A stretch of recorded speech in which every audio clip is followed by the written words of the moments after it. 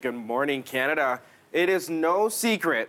We know marijuana will be legal in this country starting October 17th. Yes.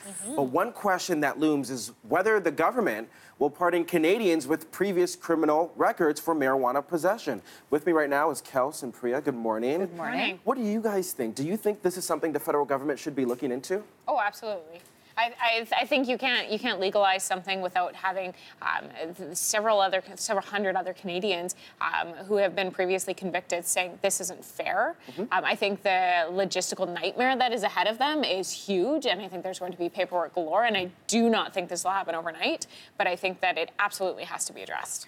I agree, especially because we've been talking about this for so long. So even though October 17th is the official legalization date, I mean, the idea of it happening has been in place for years. Yeah. You know, we've been talking about it for so long, and I don't really think that these crimes are sort of on par with violent crimes. Right. These people are being treated the same way when it comes to applying for jobs, for example. It's an interesting take because we recently heard from Public Safety Minister Ralph Goodale, who represents Regina Centre, shout out to Saskatchewan, and he said the government will look at ways to make things fair for those who have criminal records for marijuana possession, but only after legalization comes into effect. So they're not going to look at this until the legalization date, which is October 17th, is fully in effect. So it is something that is interesting, and I know a lot of people, many people, because there are thousands, hundreds of thousands of Canadians who are impacted by this. So if you want to be pardoned from your conviction, if you do have one, what is the current process? You're probably wondering at home.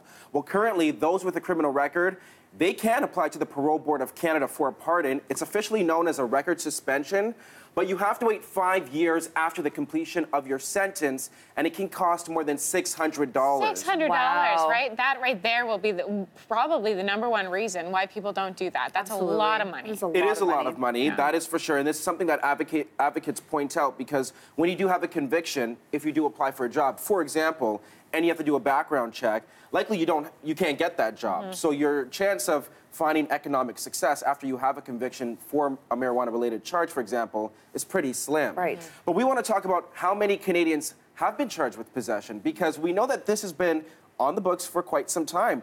Justin Trudeau campaigned about this as he was running for Prime Minister.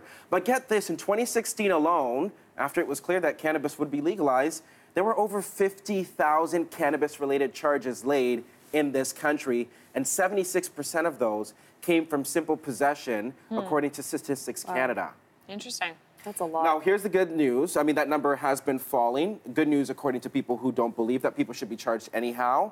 But it is important to note that many people who have been charged, likely they came from racialized groups or low-income Canadians. The stats show that they're the ones who've been targeted the most. But we have to make clear that it was still illegal. It was still illegal, Right. so you were breaking the law. But we want to look at some international examples, because Canada won't be the first to have legalized marijuana. We've seen this in the States. Several states have gone through this. One example is California.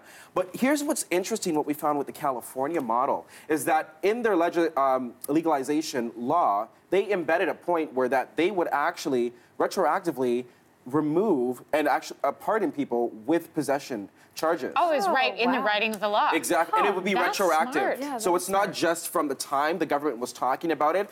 We're seeing some cities going all the way back to 1975, like in San Francisco. They're combing through thousands, tens of thousands of cases right now and starting to pardon people. I mean, you have to apply, but it is beginning to happen. So it is something that we're seeing in California. It's an interesting discussion, but there are people on both sides of this issue. So this is why we really want to point this question to you, Canada, because everybody has an opinion here. Use the hashtag #YourTake, and here's your question. Should Canada pardon people with marijuana-related convictions? You can hit us up on all our social media platforms. Chime in right now.